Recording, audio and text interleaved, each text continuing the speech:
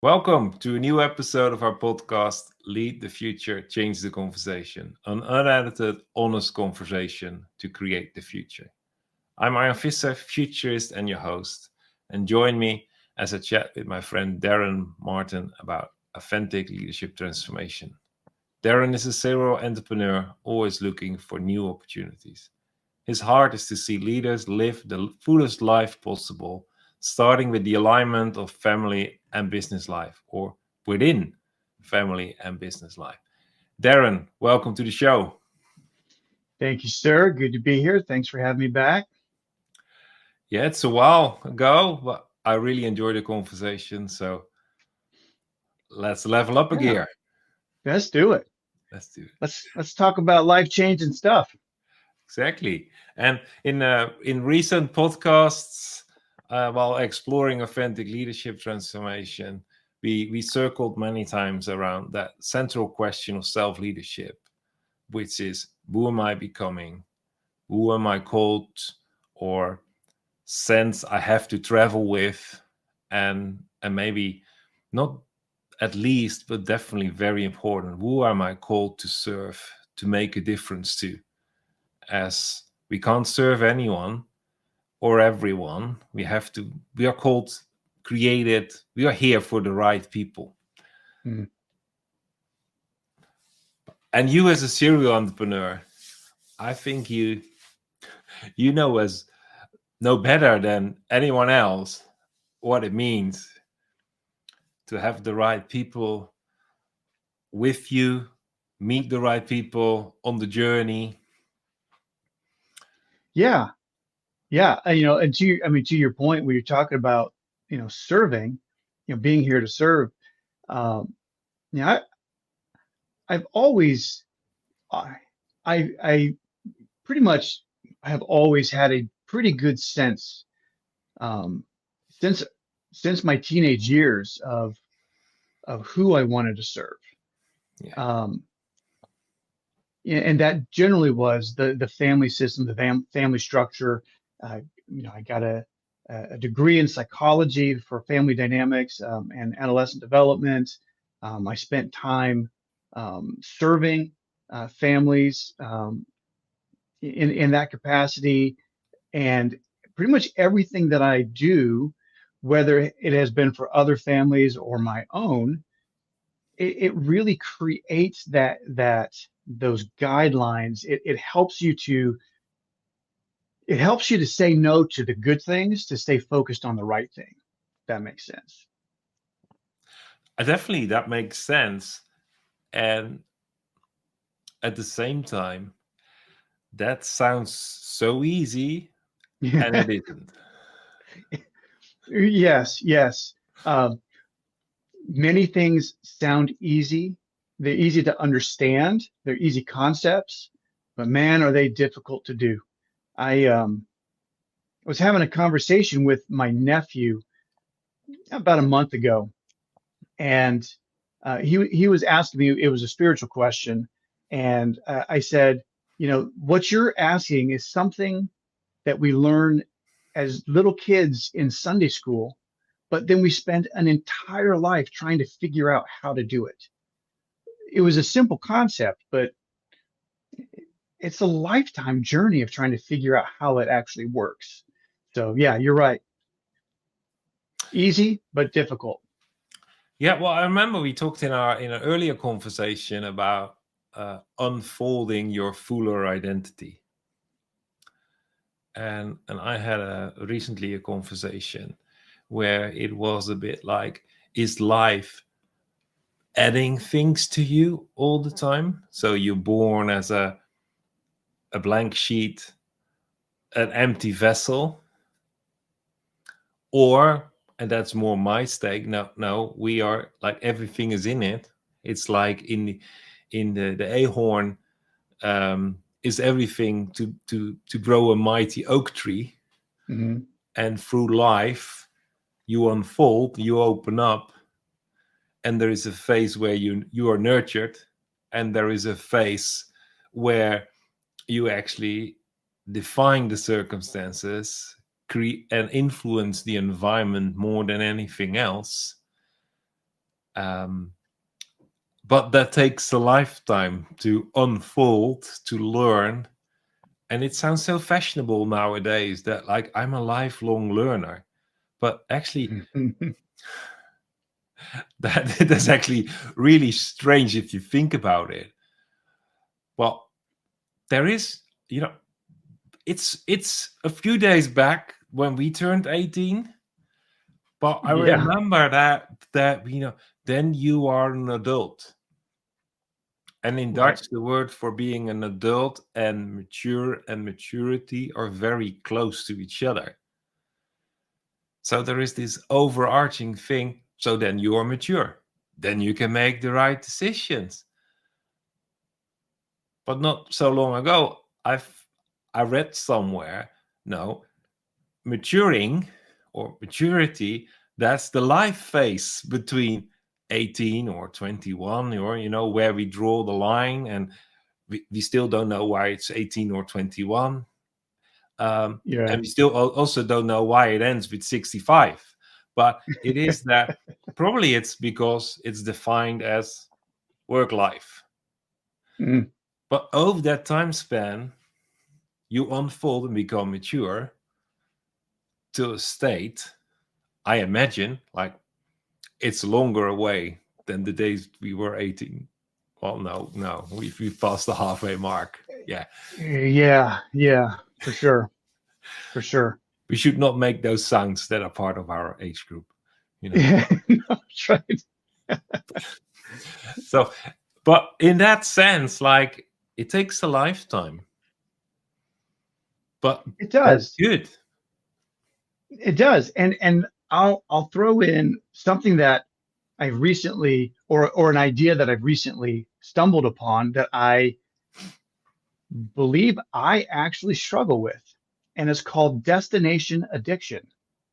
Ooh. When you enter into that lifelong learning and you reach a destination, you go, that was cool, that felt good, I achieved something, I got somewhere, and then you go to the next thing.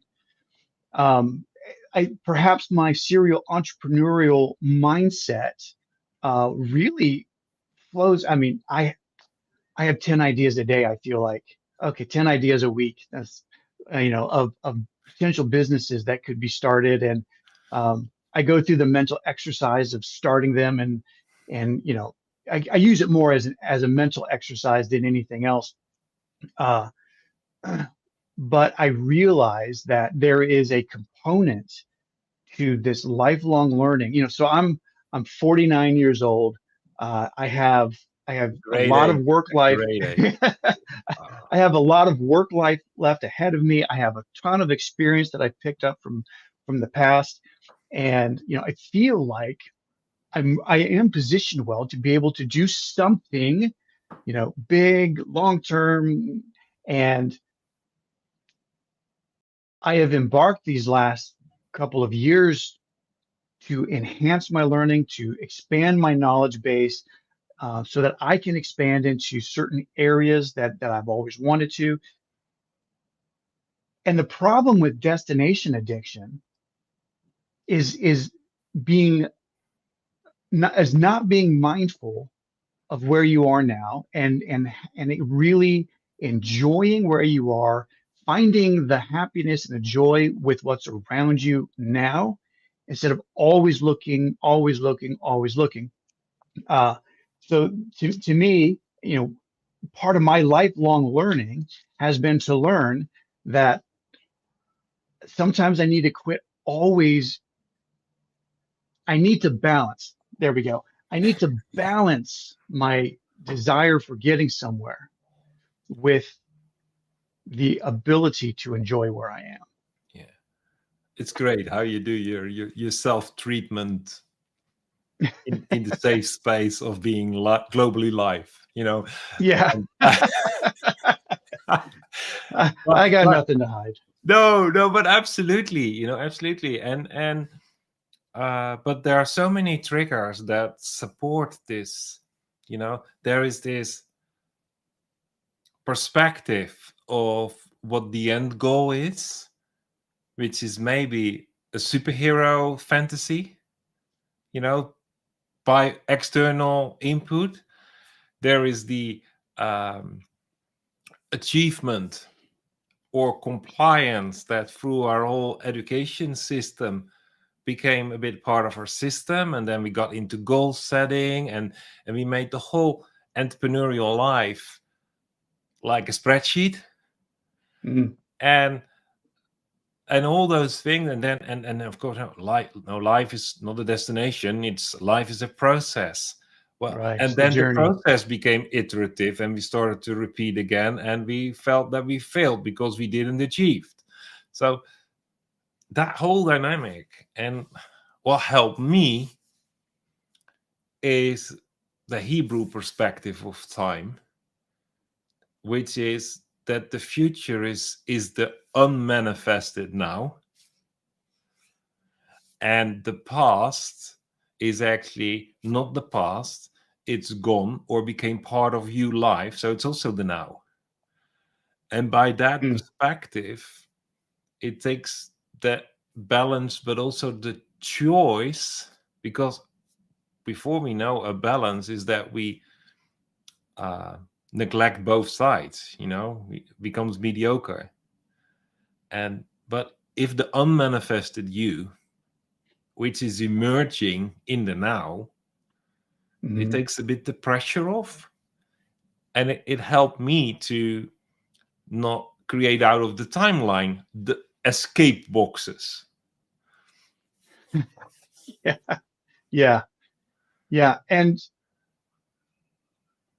that for me falls into, that's easy to understand, and that's really difficult to do, because it takes the emerging self, allowing that process to happen takes patience. It takes and I'm not sure if we talked about this the last time, but I served I served in the U.S. Marine Corps, and talk about an environment that patience I would not say is a leading virtue in that environment. Everything is hurry, hurry, hurry, get there, get there, get there, go, go, go. And I was already that way a bit. And then I served, and then that part of me became supercharged. Still pretty much am that way. And that idea of not creating the escape boxes, but allowing that time of the future, the unmanifested self, that space where my current self and that future manifested self meet constantly as you move forward, that takes patience. Yeah, which is in a way is a character virtue that overflows from that journey of maturity. And especially, I think, in a military setting, it is one can win. So there is scarcity to the max.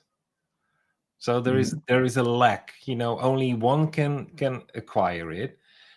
But in a war mindset, there is no room for patience.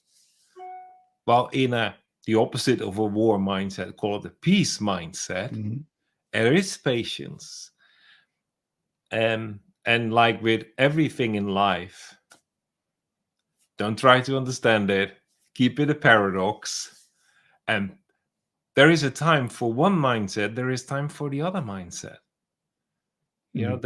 That I think that's as an entrepreneur, you learn quite soon. Like, you don't have the luxury to just pick one.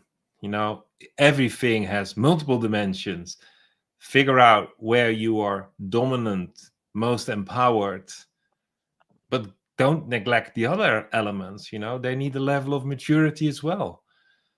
You can't just develop your product. You have to do something on marketing and sales. You have to do something on business administration.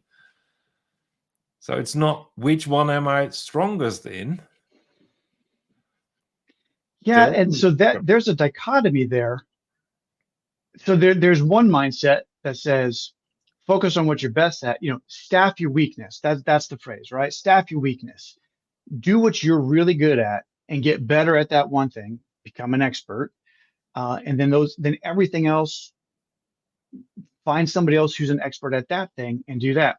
And that mindset, that paradigm leads us to not maturing the other aspects of ourselves, right? If we take that paradigm and we expand it to the self beyond just business operations,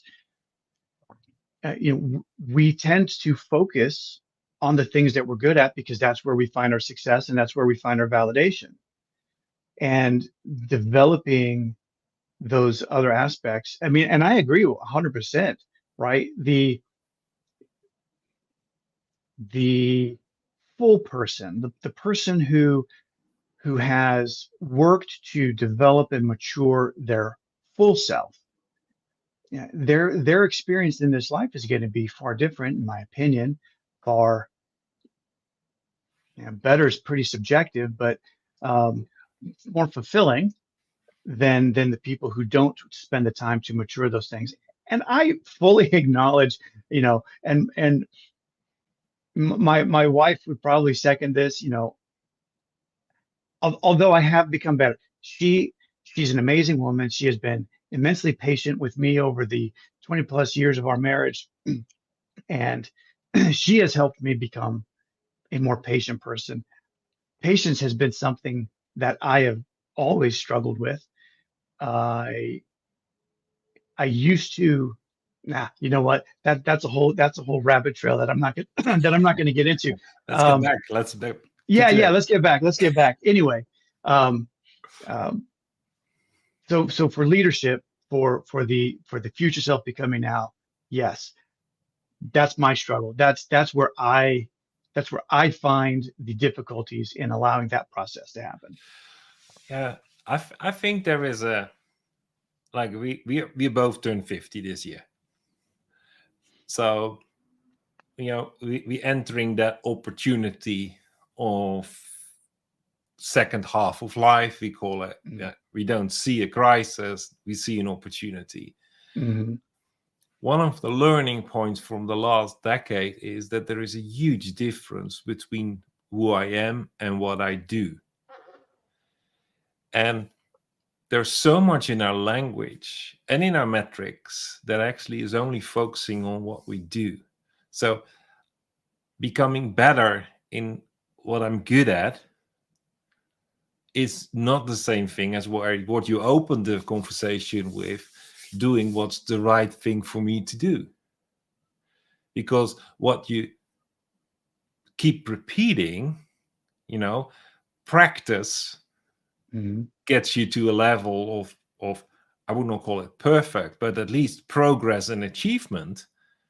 But it doesn't tell you that it's your calling, it is your talent, your superpower.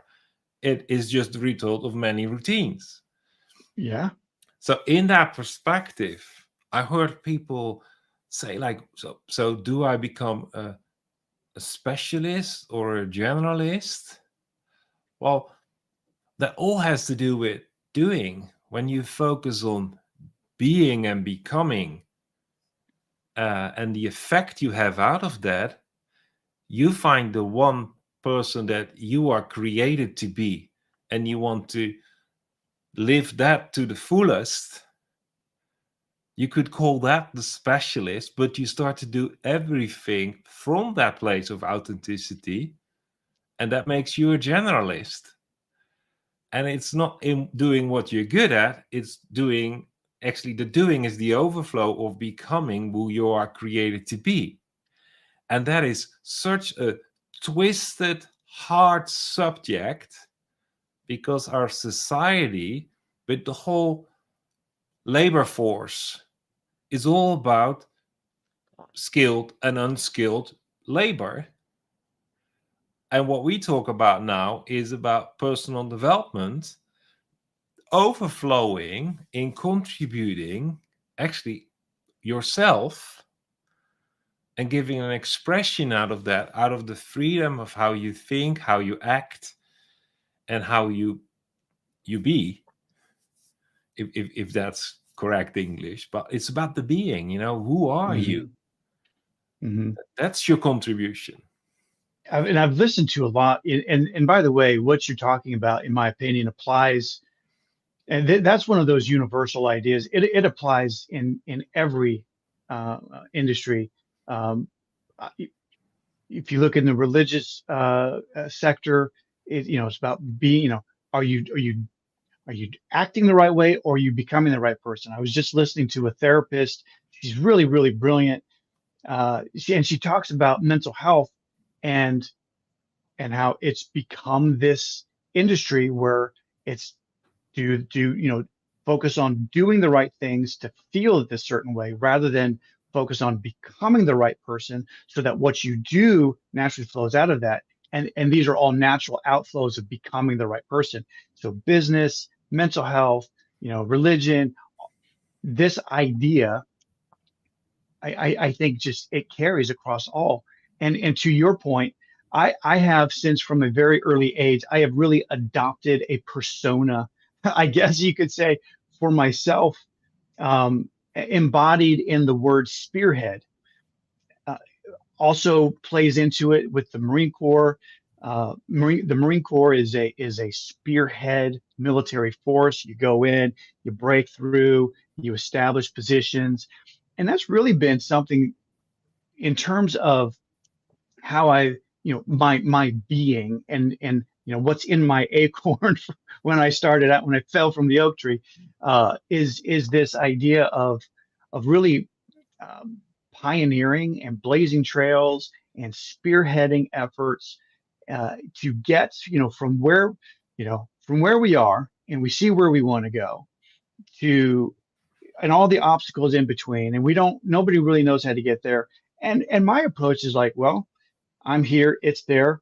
Let's, direct is the straight route. Let's see if we can find a straight route to get there. And I I enjoy the activity of forging through the wilderness, creating a path, um, to get to the point, to get to the destination that we want to go, and then to, be able to go back and say, hey, look, there's a way through. We now have a way to get there. Um, so anyway, that's just kind of as you're talking Yeah. about that.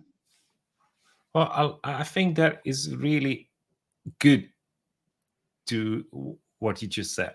Acknowledging this is how I'm wired, and this is how I have been unfolding through the circumstances, the training in a way, and life. So how you develop that patience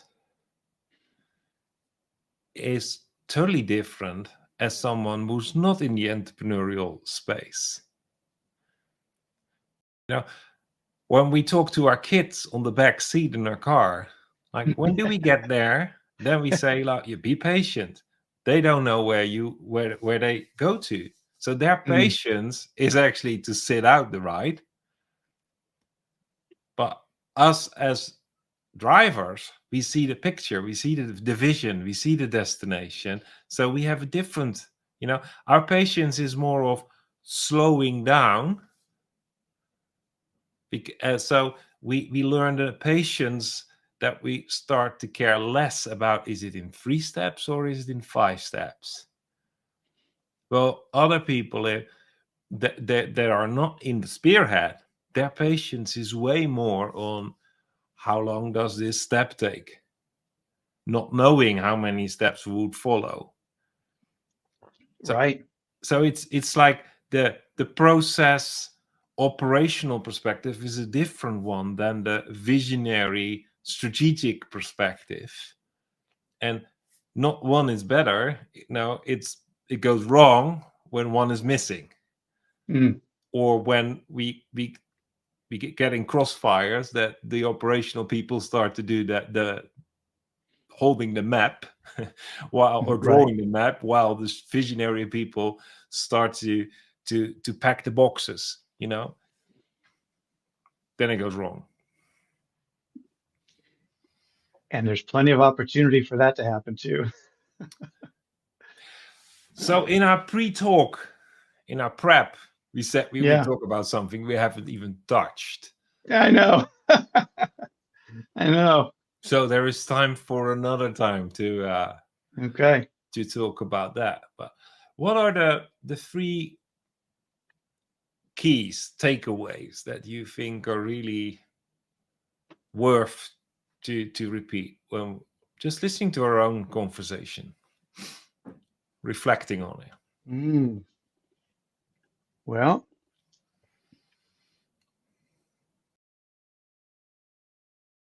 that's that's good. I usually like to take a lot of time to reflect on something like that, but I can't because we're recording. Let's see. I don't know. You want to start us out with one for you while I pick one? Well, one overarching thing as leaders, we have to reflect on our own journey Mhm. till we are able to express it to ourselves in a simple way. But that doesn't make it easy. Yeah. This Yeah. this this whole being authentic, knowing who you are, always the tension of distraction versus focus, of all the good things, but we need to focus on the right thing. Let other people do those other things that are for them the right thing. Hmm. So for me, that's the overarching thing. You know, as spearheads, we can give people acceleration, no shortcuts. But to give them the acceleration, we need to be able to reflect so much on our personal journey that we can explain it simple to ourselves and onboard others in the process. Yeah. Yeah. And I think for me, and it's kind of the same, but the idea of focusing far more on being than doing, that if you focus on being authentic to self, uh, rather than living from a checklist. And I don't know if I said that before, but that's to me, a lot of people live from a checklist. They're focused on doing things. If I do this, then this. And our world is filled with checklists, top 10 lists, the top 3 ways to do this, the top 10 ways to this, and we love our lists and we love checklists because it is oftentimes a false sense of progress because we get to check off a box despite the fact that we actually haven't gone anywhere or done anything of value. But if we focus on being authentic, being us and being right, the right person for where we're going, then the things that we do will naturally flow out of that, and the results will naturally flow out of the things that we do. To me, that is one of the best life lessons I think that we talked about. Yeah. And there is hope, the third one. Patience will be part of you before you turn 50. Yeah, yeah, yeah. It's a spectrum. I am way more patient today than I've ever been, and I intend on continuing that trend. Yeah. And I recognize that in my own life as well, but I'm not yet holistic in that. I'm quite segmented through life where I have recognized patience and other areas where I want to recognize it anytime soon. Yeah.